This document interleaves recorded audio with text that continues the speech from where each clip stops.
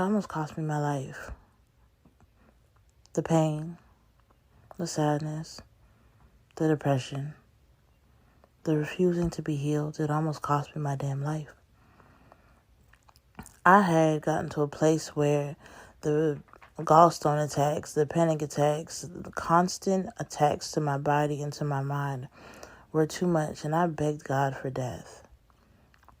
I couldn't understand how he had allowed me to live through everything, but to have my body attacking me. And I thought of Job in the Bible, and I thought of how his health was threatened, and how he just cursed the day he was born. He's like, why did you even make me? And I felt the same way. It almost cost me my life, being in so much pain, having so much bitterness around me, being so full of the darkness and not seeing any way out, not seeing any light at any end of a tunnel. People's happiness was too loud. It was pissing me off. It almost cost me my life to remain in this space that I was. And the thing was, no one really knew because, as I said, I was labeled a high-functioning depressed person. I smiled because I didn't want my family to think anything was wrong with me, because then they kept asking questions like, what's wrong with you? Or trying to offer their opinions, and the suggestions just weren't helpful. And so instead of making them feel uncomfortable, I did the opposite. I let myself bear the brunt of my own pain. Internally, of course. Yes, I would cry. When I was by myself, I would cry in the deep, I'd cry in the dark, but I hid that from a lot of people. I hid that from the people who didn't know what to say and who were just being awkward anyways, so I didn't allow them to see me going through anything. Yes, there was a lot of peace that I went through, but there was a lot of battles that I refused to share because why? And how? How do you share your pain with people who don't understand? How do you share your pain with people who are asking you how you feel, but they're asking out of politeness versus actually wanting to know, versus, like goodwill and ready for the answer that comes after that. And so because I knew that whatever answer I gave after that, they may not be able to answer, I gave them the answer that I knew that they wanted. I'm fine. Yeah, everything's good. Yes, there's sadness, but God is good. I'm getting through it, right? The Christian answer, God is good. And that's not to say that he isn't. He is a great God. But I feel like sometimes we say God is good when we know nothing else to say, when we can't describe the pain or the darkness that we're going through, when we don't know how to express that we're being hurt by life, that we put our trust in a God who everyone sings is great, but at the moment, it feels like he's abandoned us, and we don't want to say that because we don't want to seem like a heathen, so we say, God is good. But I've realized there's so much healing in being honest, not just with other people, but with myself and with God. There's so much healing in telling God exactly how I feel. It doesn't mean I stay there. Just because I say, God, today I'm upset, and this is why. It doesn't mean that I have disrespected God. If anything, I've built a better relationship with him, because now I'm treating God like he's one of my brethren. Now I'm treating God like he's a person or somebody who I can speak to, that I'm releasing. Just like how I would talk and pick up the phone and call somebody and say, hey, this was going on. Now I was doing this with God. He was no longer the big God in the sky, but he was right in front of me. He was in the room with me, and we were communicating. It almost cost me my life trying to live bad, trying to live worldly, and also trying to live too religiously. Like, there is a balance that has to happen. A lot of people in the world are just like, well, I'm not religious. I can't pray like they pray. I can't do all that stuff that they do. And then on the other side, all these Christians are like, well, I'm not in the world like they were. I'm not drinking and alcohol and all that, but everybody is still hurting. Nobody has come to a place where they're, not nobody, but the people at the time, they hadn't come to a place, myself included, where I was at peace. And nobody's perfect. That's what I actually meant to say. Nobody's at a place of perfection. We all have things that we deal with. We all have things that we are going through. We all have things that we have to face. The best way that we heal is through relationships, is through walking with people. The best way that we learn to heal is through experiences. Some people wish that, why this gotta happen? Why that gotta happen? Because you know what? It made you stronger. I know that's cliche, but that's the truth. Like, look at who you were before the trial, who you were after the trial. I mean, assuming you survived. Assuming you had gotten through it, assuming you didn't give up, assuming you didn't throw away any hope of good things happening, assuming you didn't just decide to agree with the darkness that this was life, then yeah, life would get better. But it almost cost me my life living in ignorance, believing that I could do all this work by myself, believing that I didn't need any help. I didn't need to speak to nobody. I didn't need to heal because I was good. That I was just going to keep pushing through, because that's what we're told in life. Just push through. Just keep pushing. Don't worry about nothing else. Just as long as you keep pushing, you'll be fine. And it almost cost me my life. Hear me when I say, there is nothing more painful than being in a body, being in a mindset where you know that nothing is working, you know that you're sad all the time, you know that you're depressed, you know that you have anxieties, you know that you're having physical attacks to your body at this point, because the pain had been so buried deep within that it could no longer stand inside of me, and it came in forms of attacks.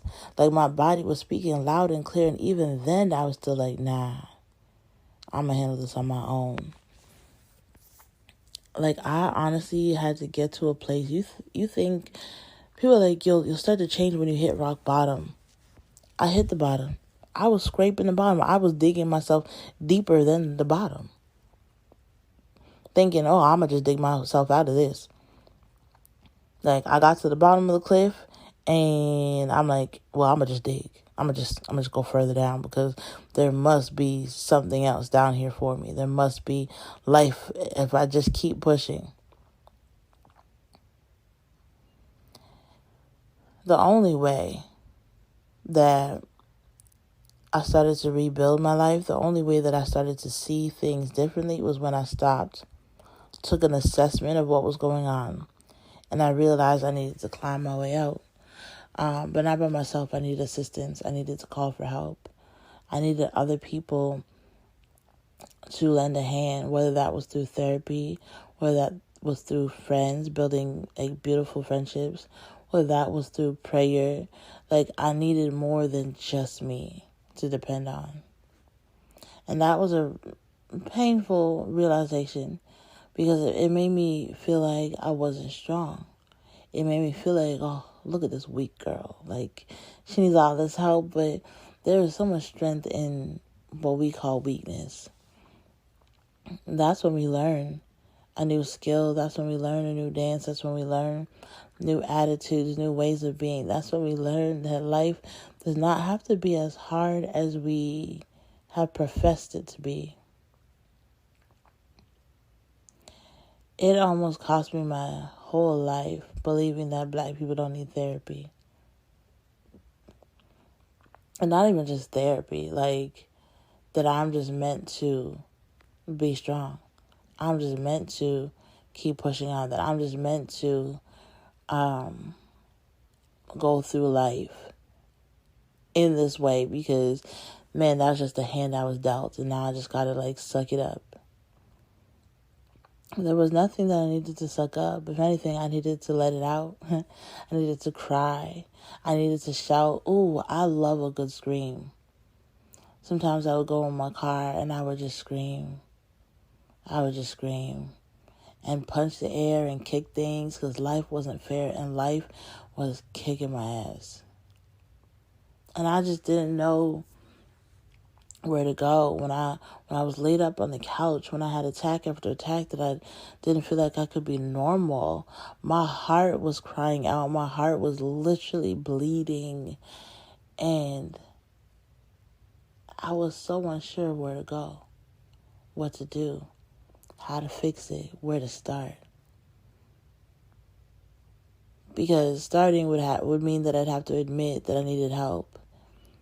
And even in that, I didn't want my family to know. I didn't want them to know that I was seeing a therapist. I didn't want them to know that I was taking different courses and programs. I didn't want them anywhere near my healing. For fear of ridicule, yes. But also because I didn't want to answer the questions. I really just wanted to heal silently. Deal with what I had to deal with. And then take on whatever they had to say after when I was in a better mood and a better position to handle it. My heart was such in a space of such despair. It was crying constantly. Like I would cry randomly. I would cry just at different days and different times. Like I really had no control in my life. None. I couldn't control my emotions. I couldn't control my body. I couldn't control my mind. I was like, what kind of life is this? What kind of life is this where I am not managing things well? And I used to be great. I had great memory, all these things. Like, what kind of life was I now finding myself into? Like, it was almost like death would have been sweeter. But now that my son wasn't here, I no longer could use him as an excuse to live. I couldn't use that. And even if he was here, I still couldn't use him as an excuse to live because it wasn't strong enough. I had to live for myself. I had to get to a point where I saw some type of value in me. And I said, you know what? I mean, every day God keeps waking me up for whatever reason. And so instead of me trying to lay here and just be mad at the world, I wasn't ever really mad at God. I was mad with life itself. But there was one time I had heard somebody say that, like, when you're mad at your circumstances, what you're saying is you're mad at the way that God created it, so you are mad at God by default. And I don't know how true that is. Because when I think of God, I think love. I'm like, man, he gives me life. And I never once have been like, man, I don't want to be around God or nothing. I was just like, God, sometimes I'm just so hurt. I know that you love me. I know that you're there. But I don't know why you don't care enough. Or I don't know why you allow this to happen. Like, that was kind of like how I expressed myself to God. This is around the time that I started writing letters to God. Writing out how I felt. Telling him everything. Making sure he knew every part, and that I would start asking him questions, right? Because we are taught not to question God. But that's the same way we were taught not to question our parents, right? We are taught that to question is to question their authority, to question their knowledge, to question their wisdom. It's almost seen as a threat and disrespect, but God is not the same. Although we may not be able to ask our parents certain things, God is a God who he wants us to come. That's why he says, suffer the little children, let them come unto me, because little children are full of questions. If you haven't heard the episode, The Daughter Who Believed, definitely go listen to that one.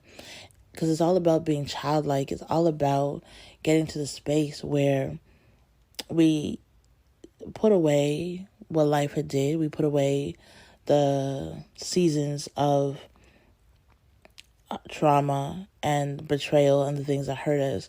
And we get into this space where it's just us and God. And we're like, hey, I need your help. And we come just like a little kid. Little kids aren't always like determined to do things by themselves. Sometimes they just know that they can't get it. Sometimes there are some really resilient kids, but those are the ones with the determination to do things, right? But even Even the most determined little kid knows its limits and say, you know what, Mom, Dad, I need help.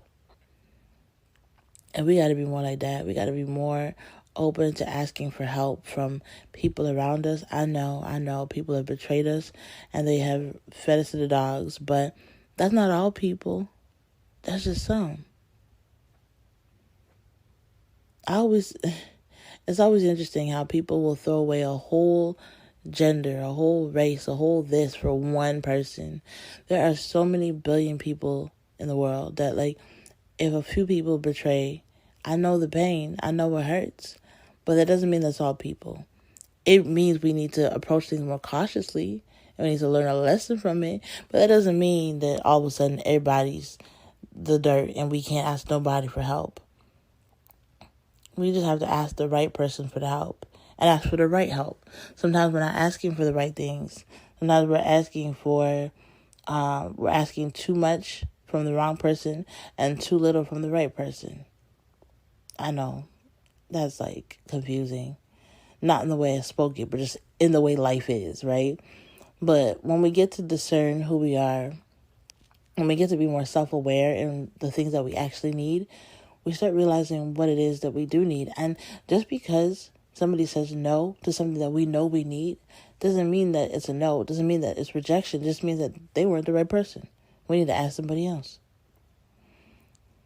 It is a beautiful space to be in when we recognize that our heart doesn't have to keep hurting and bleeding. When we recognize that a part of what's going on physically is because mentally, spiritually, and emotionally, those need to get mended. It is a beautiful space to be in, because then we're like, oh, you know what? I know I can be fixed. I know that there's a solution to the problem that I have. That I'm feeling this. But if I fix it over here, it's going to fix it over there. When I started fixing internally what was going on, and started addressing externally what was going on at the same time, it really put me in a position to breathe again and to breathe more easily. Like, I had to go to the doctor to address the gallstone attacks, right? I had to use music and prayer to help with the panic attacks. And at the same time, I had to realize what is going on internally. Like, what is causing all this? Like, what have I not released? What have I not been talking about? What is it that's banging on the doors of my heart to come out that I'm just like, I don't want to touch that yet. What is it? And everything that I don't want to touch is exactly what I need to touch. Everything that I didn't want to talk about is exactly what I need to talk about. Everything that I thought I wasn't ready to do is exactly what I needed to do. I just had to find the right person to help me with it. And it has been an exquisite journey. Painful at times. But the fact that my heart no longer cries out, the fact that my life is no longer in danger, has been a blessing, has been peaceful. Like, I no longer think that my life is on the line. Like, I know that I'm safe, secure, and I'm building a prosperous life. Like, I know that I'm not just going to die tomorrow. I know we don't know what's next, but there's certain assurances that we have when we know and trust and believe in God. There's certain assurances that He gives us, right? There's certain things that I'm just like, oh, okay. There's certain things that I have to accomplish first. There's certain things that God has promised me that until I see those come to pass, I know I'm not dying right now. And because I know I'm not dying right now, what I know is I got to make the most out of the life He's given me. This is a confidence that I have that when I step on a plane, I'm like, well, it's not my time to die. There's some things that God has promised me. It has not come to pass. And I know His word has to come to pass. So I am not going to die. Therefore, God bless the plane. Let everybody on here be safe. But let's get to our destination.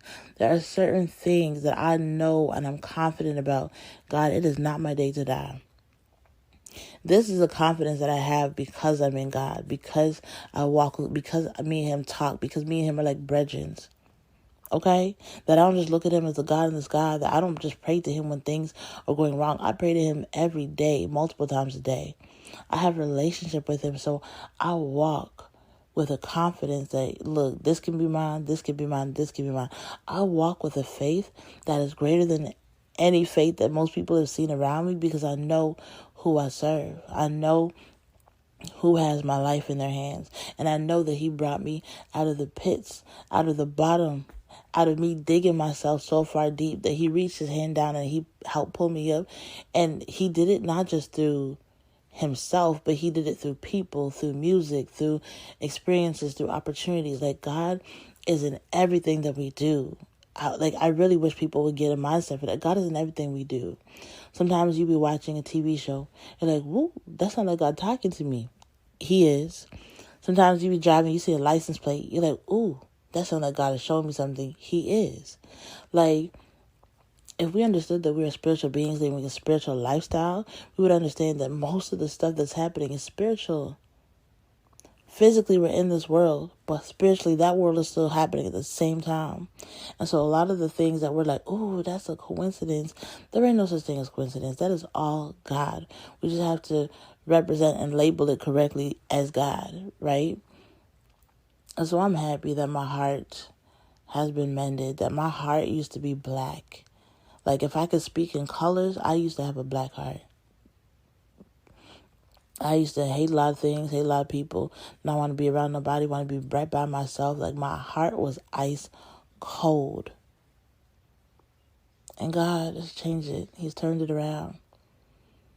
I have stopped allowing life to piss me off, to get me into a space where I'm like, man, I'm just so mad at the world. Like, no. I speak life. I speak the future that I want to see. I speak blessings, I speak love, I speak favor. I pray and speak to my husband who is coming. There's so many great things that I have in my life now because I refuse to give up, roll over, and die. It almost cost me my life. But now,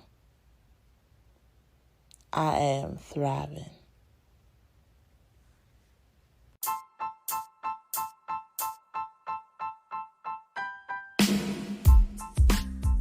Hey, thank you so much for listening to the Lips and Language podcast. My name is Cola. I am so excited that you are here. If anything I said today resonated, then get in touch with me. I have an amazing mentorship program. It is for those who feel misunderstood, overwhelmed, going through grief. It is truly an amazing time. If you want more info, hit my website, lipsandlanguage.com. And if you want to get in touch with me, you can hit it up on the website or DM me. I have a free gift for you, and I would love to be in contact with you. Whatever you decide, just know that healing, it looks good on you. And I'm so excited that we get to do this journey together. Have a blessed day. And if nobody told you, I will. I love you. Enjoy your day, and we'll talk soon. Peace.